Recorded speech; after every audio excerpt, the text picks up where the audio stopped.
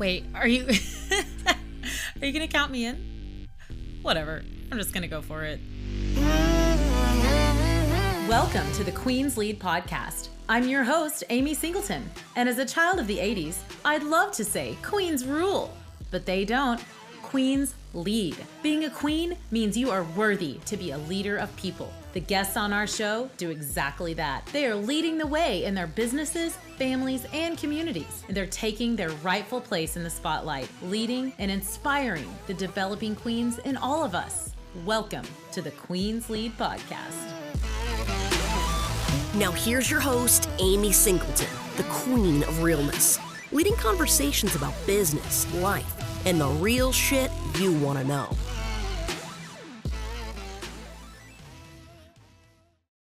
Welcome everybody back to another episode of the Queen's Lead podcast. Today, you guys are in for a treat. We have Brittany Webb here, and Brittany is a licensed professional counselor. She works up what I would call back east because so many people have asked me in the past, Amy, are you from back east? Like, are you from the Jersey or Philly area? I'm like, no, I'm just from Oklahoma. But today I bring you a true Easterner, and she is licensed in Maryland, New Jersey, Pennsylvania, and Virginia, and certified in clinical anxiety treatment. She helps adults that have anxiety, OCD, and she is the founder of a group practice known as Better Minds Counseling and Services. While private practice was not always her path, she found it eventually after working in middle management and C-suite positions. So listeners, she gets you. She's been there. She knows it. She knows the doubts you have. She knows that like a little negative self-talk. One of my recent guests called it the itty bitty shitty committee that's over here on your shoulder, just griping at you all the time. And I cannot tell you all how much therapy has revolutionized my life. So I am really excited to have Brittany here to talk to you all about how we can just do better, how we can have a better, I think your website says, have a better relationship with yourself and others. And I think that's something we really miss first. We want to get along with better, and we don't even like ourselves, right, Brittany? Welcome. Yeah, thank you so much, Amy, for having me on. I'm really excited to be here. And I love that, what is it, the itty bitty shitty committee? I love itty bitty that. shitty committee, just griping at you in your ear, right? Like, we all hear it. At least I've heard it. I hear it lots, and I have to tell her to shut up. I've actually named her. Mine's name is Shannon. Shannon, shut up. I have to tell her all the time. Tell us a little bit more about you, Brittany.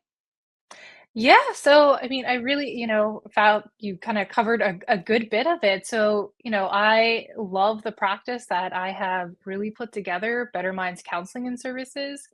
It's, initially starting out, that was a dream from grad school, and then it's risk taking and imposter syndrome, which I'm sure I'll talk more about too, of like, it's just really hard to do. And I'm so glad to have made that leap.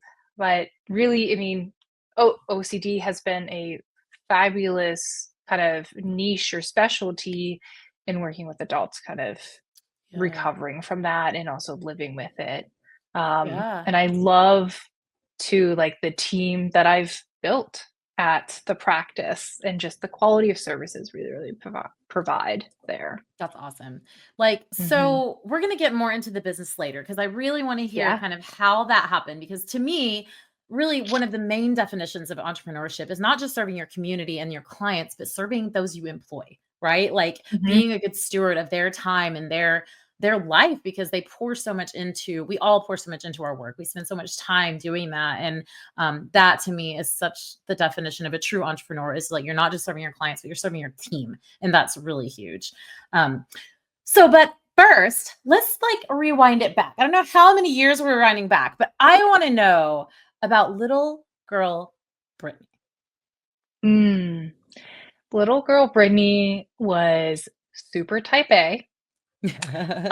Very high achieving.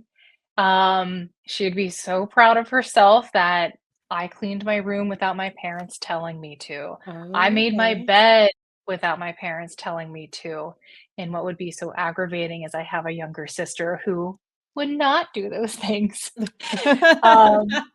But I loved kind of organization, which definitely comes out even in today. And I loved being active. Like, I played so many sports growing up. I was outside constantly. I started working when I was 15. Like, I wanted to, like, really hit the ground running, and so I just tried to really do it all, Yeah. even then, now that I'm really, like, Yeah. reflecting on it. Mhm. Yeah. Yeah. What do you think put that drive in you as such a young kid? Looking back, I saw, for instance, my dad. He even still to this day, which is crazy and thinking about it, works 6 days a week. He Wow. works I couldn't even imagine how many hours, and to me, I felt like it was very glorified. That's what Mm. you needed to do to be successful, and Wow. so I wanted to achieve that. Like, Mhm. I think at one point when I was, like, 18 to I think maybe 22, I worked 2 jobs. Wow. Um, and I guess I'm not surprised, like, even after that, I still worked 2 jobs, sometimes 3, but it Mm. just that meant success to me, and so Mhm. that I really saw kinda growing up. Mhm. Yeah. Did you feel you said you did a lot of it on your own. Was there pressure from your parents or your folks or your family for you to do more as well? Or did you think you just kind of saw that example of your workaholic father and just sort of mirrored that? I think I more so mirrored it. I mean, I would hear a lot of praise of like, "You hit honor roll again, like, you're in the honor Mm, society, like, yeah, look, you lettered in your sport, like, you're on this, starting team." yeah, I would hear many positive things. Not yeah, necessarily that if I didn't like, I had, like, an injury in high school, so I had to, like, drop out of a race, and yeah, my parents didn't say anything negative. They were caring during those times, but it was very praised during those times, so it yeah. also felt like kind of a drive to continue to do that. Yeah. No, Mhm. I totally, totally resonate with that. And something my children are mostly grown. Our fifth one is 16 now and a junior in high school. But I've really, in just the last couple of years, started to recognize how achievement based my life has been and how Mm, much that positive reinforcement, like you said, it's not like your parents weren't proud of you when you didn't perform or when you dropped out of the race or when you had that, but it was like it was achievement based, right? Like you did this, so this. And I've been really mhm, trying to focus more on praising the person that my child is instead of yeah, their behaviors, you know? mhm. Um, And it's hard because, right, like, you want to see them accomplish yeah, things, and especially if they're really into it and praise it, but yeah. it's hard because it can feed into that kind of cycle. Yeah. Yeah, Then you I have totally women see like that. us who are like, I have to do in order to Mhm, be worthy or loved or good enough mhm. or accepted or part of the group or whatever. Um, do you feel like you've moved past that or do you still stay like incessantly crazy busy Um, on purpose? that's just so funny. No, I'd say that I say busy for sure. Yeah. I feel that I have tried to be more intentional in pulling back. Yeah. Um, it is super challenging, and I have It had is. friends who are more laid back. They boundary their time. They focus on rest a lot, whatever that kind of looks like, really. And Yeah. Um, sometimes they're like, "Brittany, I don't know how you do it." And I'm like, "I kinda I don't think too much of it. I just it works. Yeah. I don't feel like I'm necessarily running from one thing to the next, but Yeah. I like to, I guess, feel like I am moving." Hmm. So Mhm. as far as like your home life, siblings, you were the oldest daughter. I'm I hearing, were you was, the yeah. oldest or older? Me too. Oldest daughter. My sister is almost she's 9 years younger than me. How much younger was yours? We were technically, like, Irish twins, so we were, Oh, like, yeah? not even a year and a half apart. Mhm. So, did you get along really well, or did you fight constantly? I think Oh, it's we either fought or in that sense. constantly. Yeah. That was my So husband we and his little brother, like, 11 months apart, and they just were, like, fist Mhm. fighting, literally. Wow. Was she so Yeah. different than you? We were I feel like almost what you think of, like, stereotypical, like, opposite. So, like, I, like, did really well in school. I was, like, the star athlete. I got what do you call it? Like, the athlete, like, senior athlete in my Oh, yearbook. yeah? Wow. And Yeah. she was in What was your sport? oh, yeah, so I All of did them? mainly track, cross country, and basketball was my big Wow. one. Okay. But she was not having any of the involvement stuff.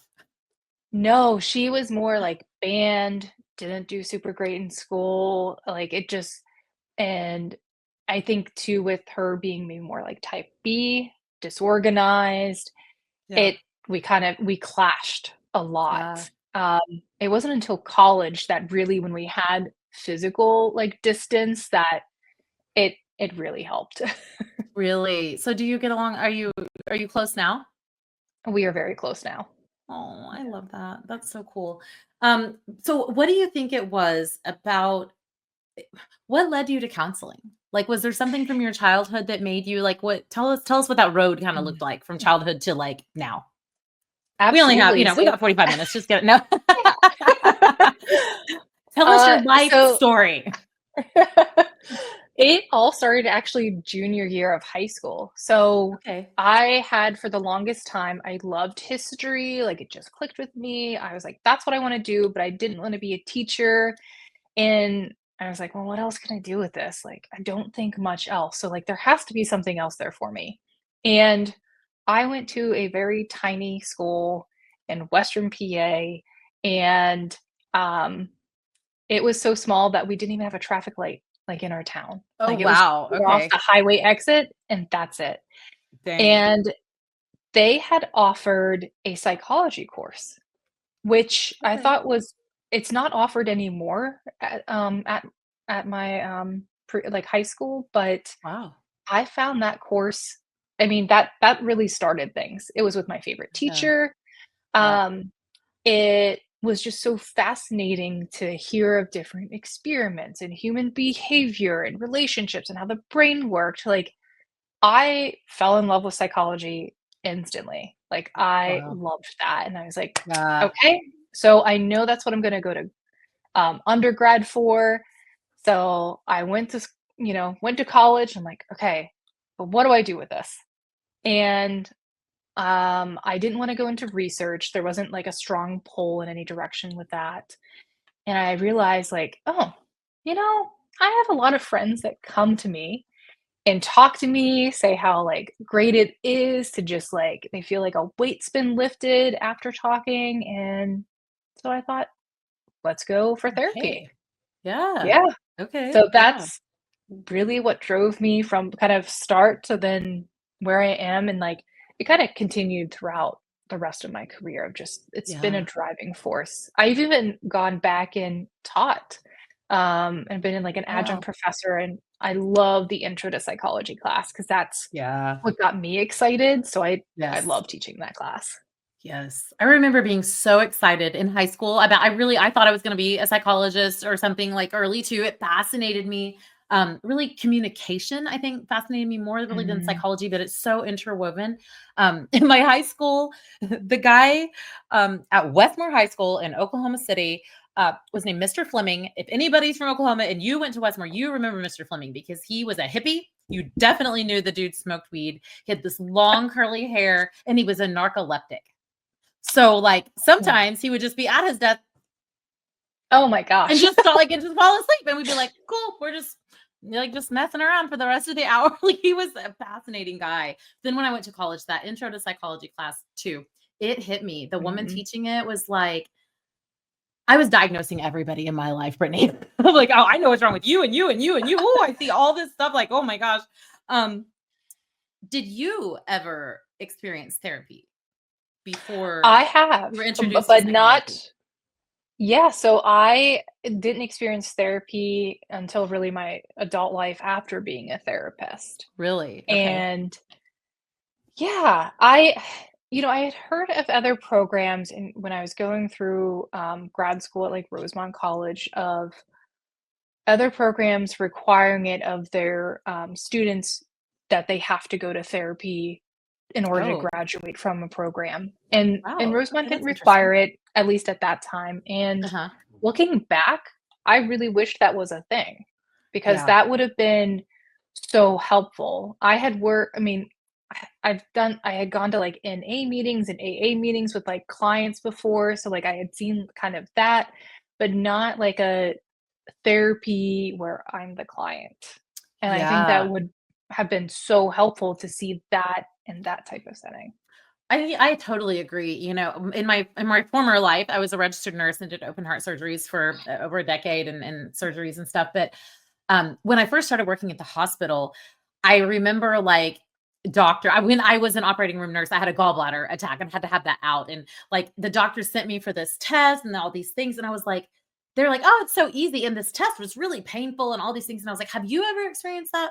Mhm, Like, mhm. if you're an orthopedic surgeon, have you ever laid in an MRI machine for an hour to get your knee looked at? Have you ever actually done I mean, I'm not saying, like, go get an unnecessary surgery, but knowing what your client/patient is going to go through, I feel like is so beneficial and valuable because life or business, regardless, the most conflict I find happens when there's unmet or mismatched expectations and you don't know Mm, what is gonna happen next, and that just causes that whole anxiety fizzle to do. Um, mhm. and I can imagine, like, a therapist not needing their own therapist. Like, were you were you just, like, desperate for help after hearing all of these people's problems? Oh, that is a wonderful question. I think, the first line of question that I was like, "Am I doing the right thing?"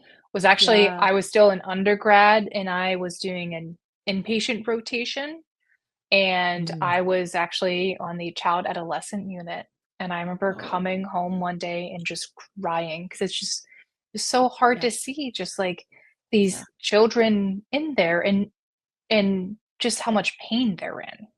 yeah. Because like, not because they're Mhm. in there, but what led them to having Yeah. to Why they have, had to like, be a there. yeah, like, having an environment then to contain it and, like, stabilize.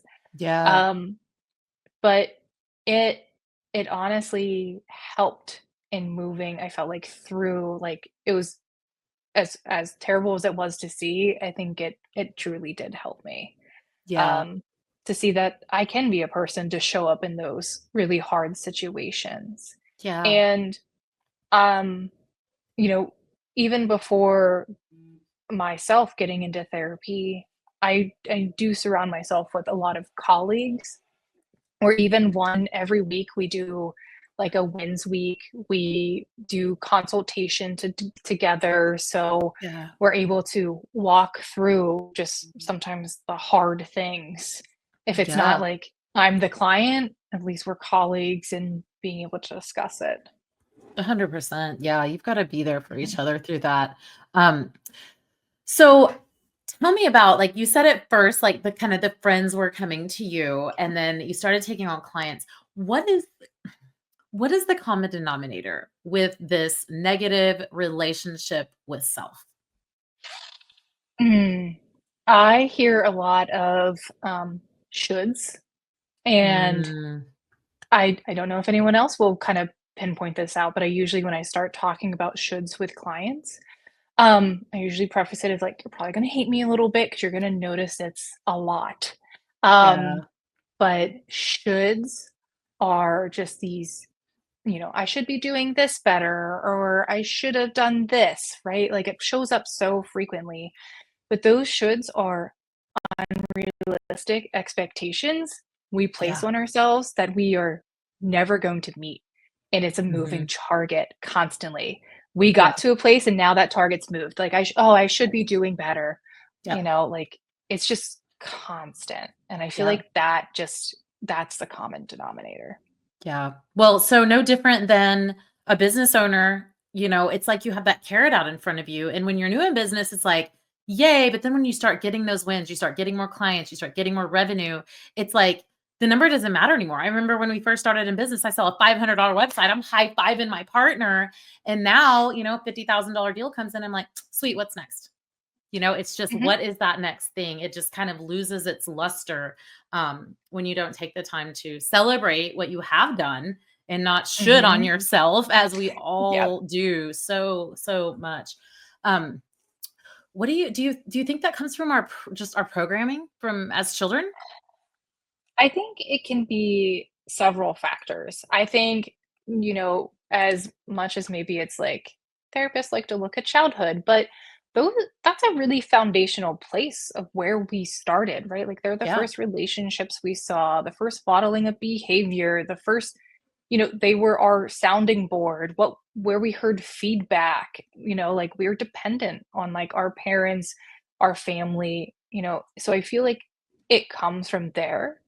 Yeah. And then also to a point of maybe people pleasing even steps in, Mhm. where they're predicting, how do I navigate these relationships? And so I avoid conflict to then try to achieve this other thing. And I think Yeah. that's also a big thing. Mhm, Yeah.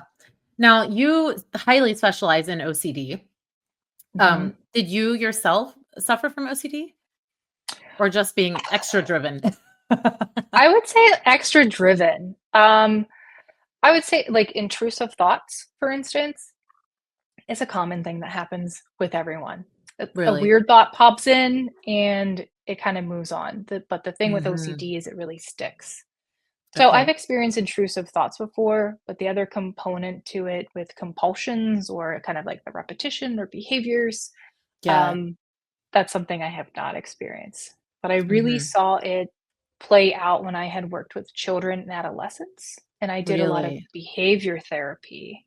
Mhm. Um, and I thought I love behavior. I mean, that's what got me from the intro to psychology course to like Yeah. to now of it just made sense for me. And I see that there's such a need, at least in the area that I'm in, that there's a lot of intensive outpatient or partial hospitalization programs that Mhm. specialize in OCD, but not a lot of outpatient or private practices of that Yeah. step down kind of care. So it just Yeah. kind of made sense for me to continue driving in that direction. Mhm.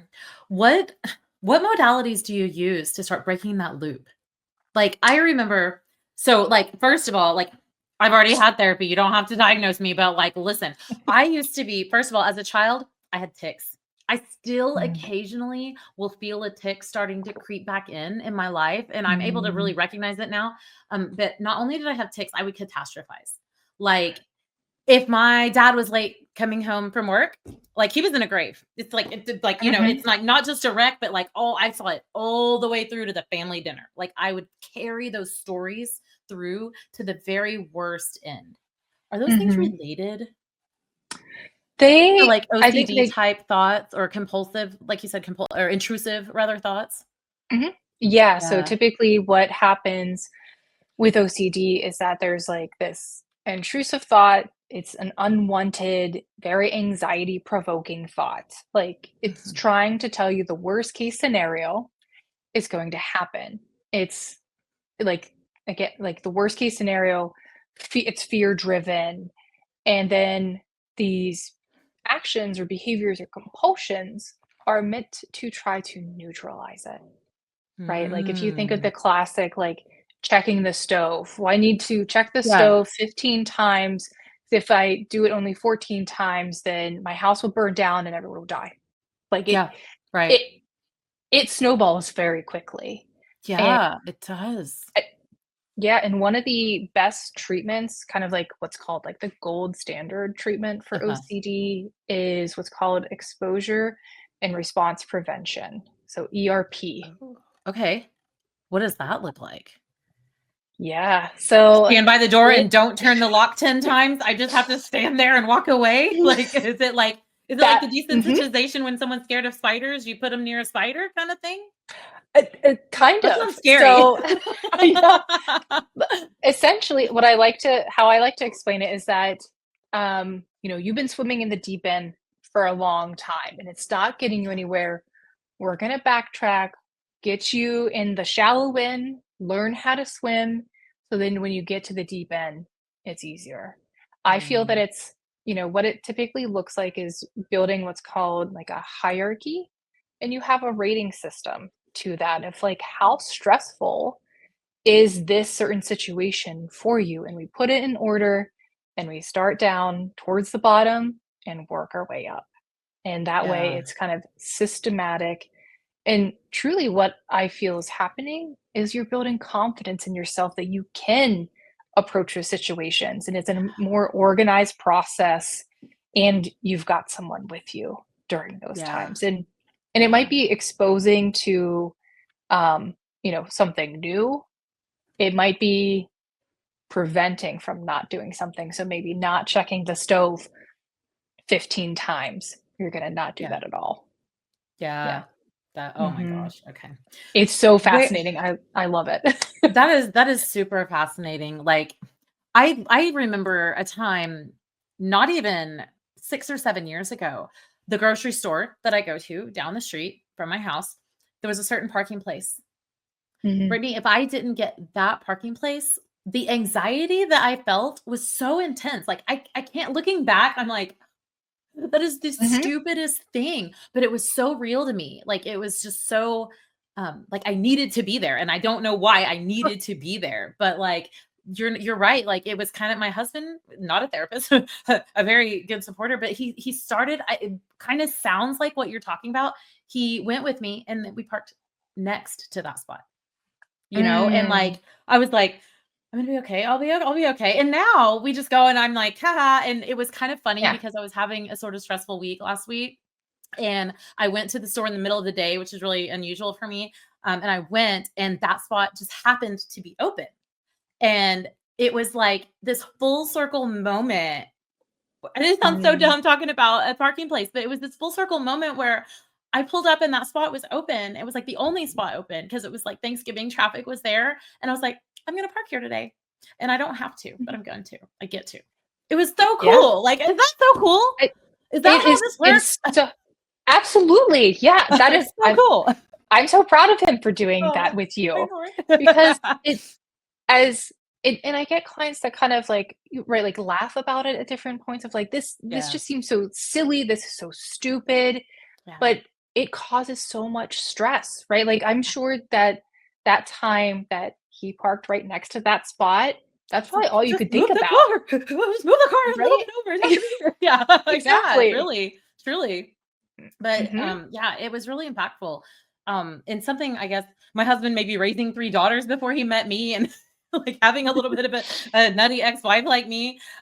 He's just really been able to solidify in my mind that, like, anxiety doesn't have to make sense. It doesn't make sense because, like, it's Mhm. okay that it seems so stupid, but because it's not supposed to make sense, you know? You just have to start Yeah. rewiring those neural Mhm. pathways, which are so let's talk about that a little bit. Like, Yeah. is like there's a whole rewiring thing that can Mhm. literally happen, and it's like it's just telling yourself another story in a way that is so revolutionizing. Tell me Mhm. about how you kind of work those neural pathways with people. Yeah, so even with, I like, can see you get excited about ERP that. You're like, yeah, let's talk about that. oh, I like I love it. that. I mean, I Yeah. also had worked in, brain injury for many years too, so Oh, fascinating. yeah, so that was Fascinating. also Okay. interesting to see damage to a brain, but still learning Yes. happening, still living about someone's, Yes. like, life and everything, but Yes. I think of, especially if we're talking about OCD or really any cycle or habit that's really creating this feeling of being stuck. You know, that doesn't happen overnight. That happens again and again, right? And it creates essentially this neural pathway. It becomes comfortable, even though it's like, well, I don't want to be doing this, but like, this is what I know. And it's uncomfortable to think what could be different. It takes Yeah. time to undo that pathway and create a new one. Like, It really really, if we think does. about habit forming that it takes quite some time to the repetition and to do something different because it's Yeah. breaking a familiar cycle that it was serving something for you, right? Like whether it's Yeah. I know what will happen even though I'm not happy with it. I know what's going to happen. I know what to expect if I Mhm. do this thing. Yeah. Um it's scary to think about doing something differently. It really is. And I think, like, our brains I don't know, to me, it feels like our brains get in this state of comfort or ease, like, we're just constantly trying to, like, figure out Maslow's, like, hierarchy of needs, right? Like, don't Mhm. run from the dragon, run from the Mhm. saber-tooth tiger or whatever, and, like, when it's that comfortable thing that your brain already knows, it just defaults to that. Mhm. I'm listening to this book by Dr. James Doughty right now. I don't know if you've ever heard of Mm. him. It's called Mind Magic. He's a MD and a brain surgeon and a psychologist and all brain science. And there's some diagnosis of people that have like a brain injury or have a stroke or whatever. And I can't remember the name of it, Mm. but he said like he has sat with people, a woman who had a stroke, maybe can't use her right arm, and would tell her, pick up that cup and take a drink. And she looks at it and doesn't move because she can't move. And she is Mhm. satisfied with her behavior because she truly thinks she has picked up that cup and taken a drink. Like their brain still remembers what the arm used to do, right? Like, is Mhm. that the kind of like, how do you unwire that thing? Ooh, It's that so, that like mind boggling to me. Yeah, that I think that also talks, pretty much, which I'm no expert in it since I've been out of brain injury for quite some time, but I think of, like, that shows the communication within the brain too, of Yes. just, like, the different hemispheres and different sections, like, it is an intricate system that we Yes. have, and sometimes, right, like, with anxiety or OCD, even just stress, it feels like maybe our mind's attacking us and Yeah. that we're out of Yeah. the driver's seat and it's just running wild. Yeah, the It's itty bitty talking. shitty Itty committee. bitty shitty committee. Yeah, Yeah. exactly. Exactly. Oh my gosh. Okay. So let's talk a little bit about like working with you. If someone is in the Northeast, Mm. in one of the 4 states you serve, like who is best for that? Like, and how can they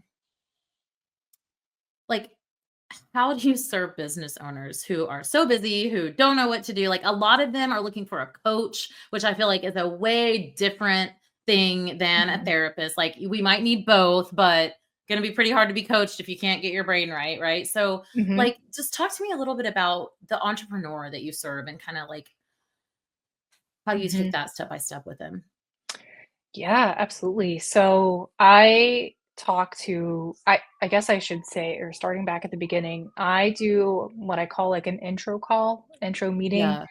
with every single person that is thinking about taking me on as their therapist, as well Yeah. as me Okay. taking them on as the client, because I find it so important that before diving into therapy, is what I like to call it, Mhm. we need to meet and I need to answer Yeah. your questions. We need to start building that relationship. I need to talk about Yeah. my process before getting to that point. And if we Mhm. both feel comfortable in it, we're going to move to the next step. And then we'll Yeah. go through kind of an initial appointment. It's a lot of questions. It's called a biopsychosocial. And we formulate goals at the very end of it, because I feel like after Mm. going through what's been going on with your mental health, how about medically, family, relationships. So tell me about the goals and things that you would like to see happen from Wow. therapy. It doesn't Yeah. have to be like, okay, in 4 weeks I want to see this done, because it's Yeah. maybe hard to do that, but what do you want life to be like, because Yeah. like from here moving forward? Let's Wow. get you to I've that actually point. never had a therapist. I've had a lot of coaches in my life that have asked me that question, but I don't think I've ever had a therapist ask me that question. Ugh, Like, what is your yeah. end goal of this? Like, obviously, I mean, obviously my end goal is to feel better, but like to actually Mhm, specifically lay out specific goals, that's really awesome. And I mhm. think that resonates with a business owner who's like us, they're Yeah, achievement based. They want to set a goal and mhm. achieve that goal. So like what is typically is there a common first goal that most people that like you have to sort of sort this out before you can start working on that? And what is that thing that most of us business owners need sorted out within us? Ooh, that's a good question. So, it I mean, everyone's a little bit different, but I think if there's anything maybe standing in a business owner's way, maybe also speaking from my own experience, it's building that Perhaps. yeah, um, but building that confidence in yourself that you are making the right calls, you are making the right decisions. Not every decision has to be immediate Mm, also. It doesn't mhm. have to be reactionary. You can Yeah, do a lot of things ahead of time so it flows into, yeah, whether it's like a process. I'm big on like policies and processes of like, yeah, so think it's structured and it's not feeling like you are just floundering in every yes. situation that comes to you. So I really Yeah, think it's about building off of like strengths of what are some foundational things. Let's improve upon those. Let's build that Yeah. confidence back up. And that way you can really achieve what you want to achieve and go about it in a way that's not constantly doubting yourself and questioning yourself. 'Cause that just Mhm. right, like it's like negative energy is just dragging you down. And Yeah, it's not 100%. helping by any means. No way. Mhm. I don't wanna get off this podcast before I asked you about you alluded to the fact of a few things you've learned in business. What do you wish you knew when you moved out of working for someone else into your own practice and owning a business? That's a good question. So one, I was never taught about business and going to like Yeah. in grad school or at really any point. Um, I think I wish I would have asked maybe some peers who were in private practice well before I jumped in more about their experience. I think Mm. I was too nervous to do that. I was nervous to maybe hear about the Mm. negativity or not the negativity, but just Yeah. like the shortcomings or things that they felt that like did go wrong. So I'm like, oh my gosh, then that could go wrong for me. If it Yeah. went wrong for them, then it can happen to me. And like I was too nervous to do that. Um, so I think that was a really tough thing, Yeah. along with I think even coming back to what I've talked about before of like this imposter syndrome of like you're going to Mhm. experience it no matter how much confidence building you do and how much you work on it, it's going to keep coming back and that's okay. It's Yeah. just knowing when it does come back, you can work through it. Mhm. Yeah, Mhm. that's such good advice, guys. Like, I remember when you first started this agency, I was a nurse before, like, my husband had owned other types of companies, like, this was so new to us, and I think my fear, my own imposter syndrome, everything held me back from seeking advice. I thought everyone was the competition, and what I realize Mhm. now is that people in our industries, whatever industry you're in, therapy, marketing, whatever, it doesn't matter, people are willing to help. There are gonna be people who hold all their secrets, but there are so many people that are Mhm. like, let me tell you a story called starting a business, and let me tell you a story called get yourself a CPA right away. Like, those things that we just don't know and we're so afraid to share. But there are people in our own communities that really will share and help. I love that Mhm. so much. Okay, so tell me, uh, therapy sounds unapproachable to some people. If they have not done it before, it sounds kind of scary, right? To like hop on that initial call and talk Mhm. to a stranger. And like, I've had a lot of therapists, and like pouring out your life to a new person can seem really like a big risk, right? Um, Mhm. what advice do you have for someone who's maybe considering therapy, not Mhm. quite sure if it's right for them? Are there some things that we can do like on our own? Whether that do you recommend journaling or meditating, or is there a certain type of practice that we can do on our own to sort of prepare our hearts for that bigger risk of a leap toward a therapist and their help? Absolutely. I think journaling's a wonderful thing. I feel, is a way to get out those thoughts that are feeling trapped onto something else. Yeah. That there's no, I think of it as unstructured journaling. You can just write out what's going on, kind of feel like you're clearing the space and Yeah. going about it. I also know that it is an overwhelming experience to one and then admit that I need help You need and I help. need to find a therapist. Listen, girl, And you need help. I don't care who you are. I don't care if you are 5, if you are 55, if you're 105, you need a therapist. Like, you just do. Trust me. Mhm. Yeah. Life is just better with a Yeah, therapist. Yeah. it is, and then to be like, "Okay, so then what type of therapist do I want?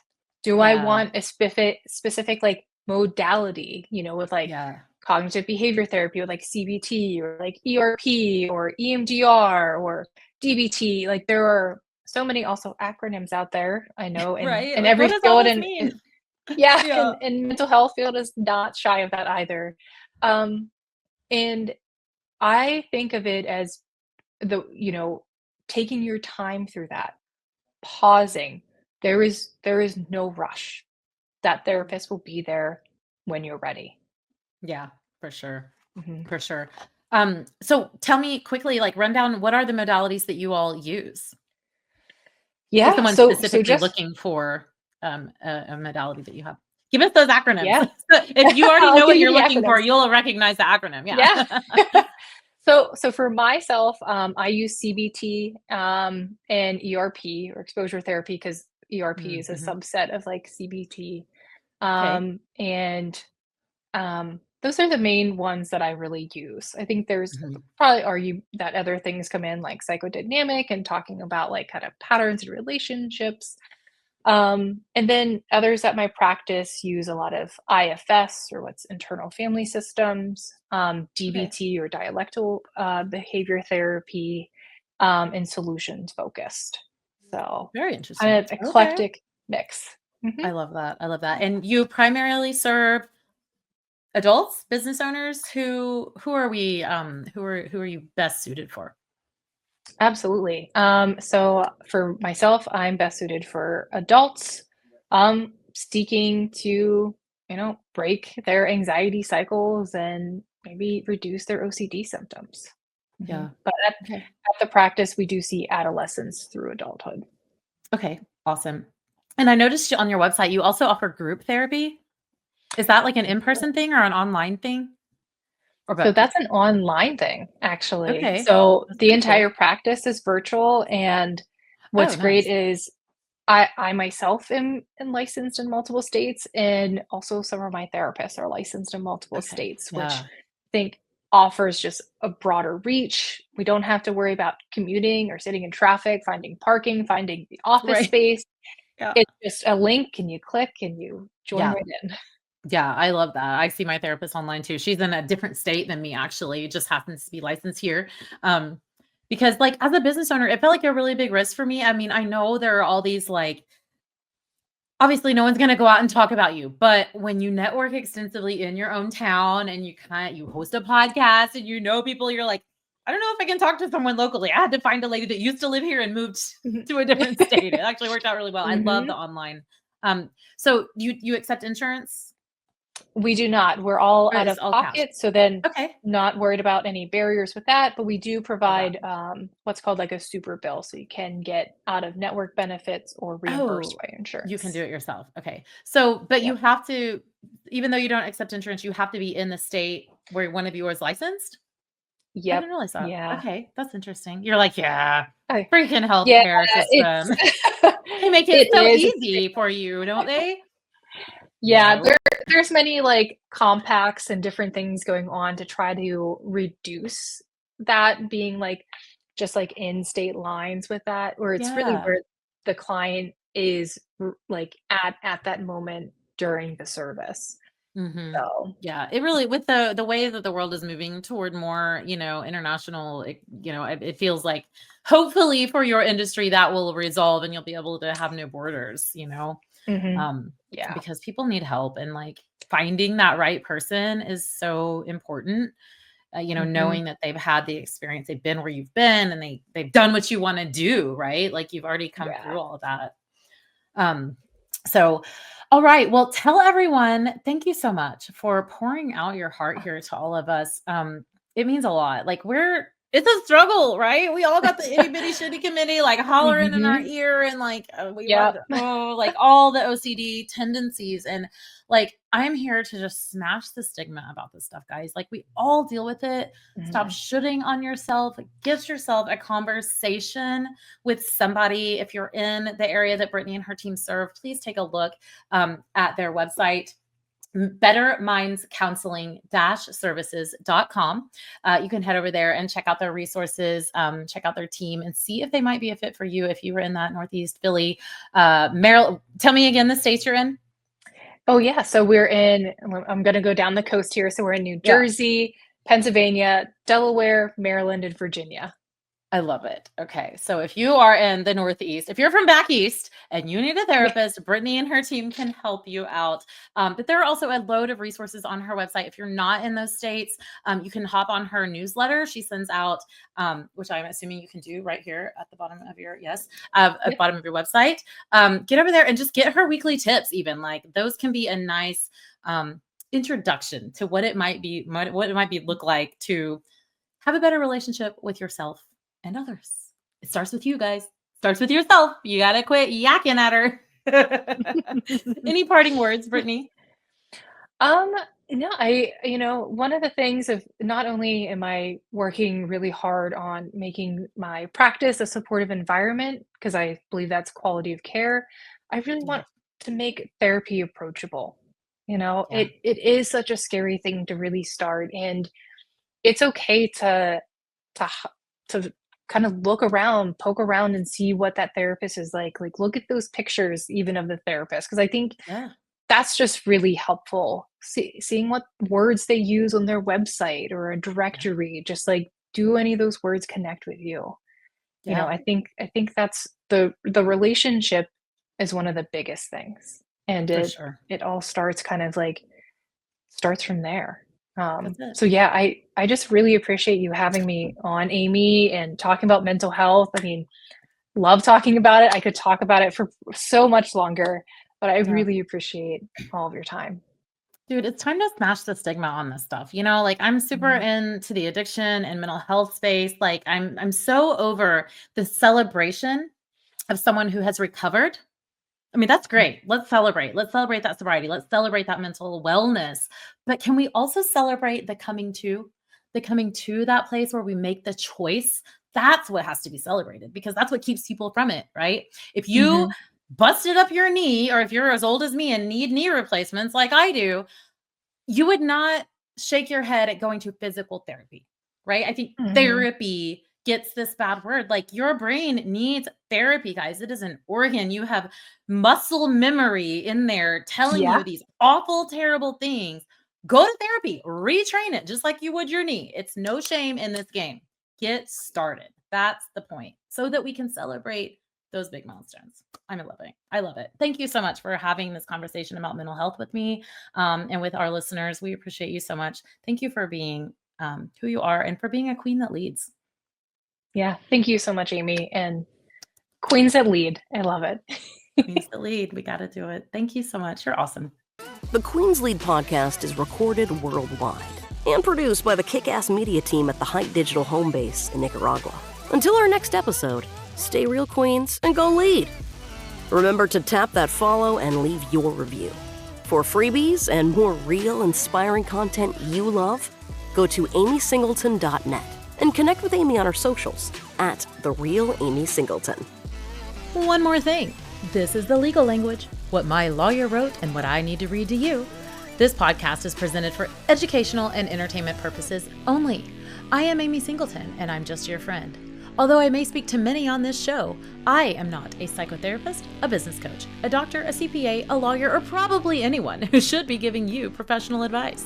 This podcast is not a substitute for a relationship with your doctor, coach, or any other licensed professional.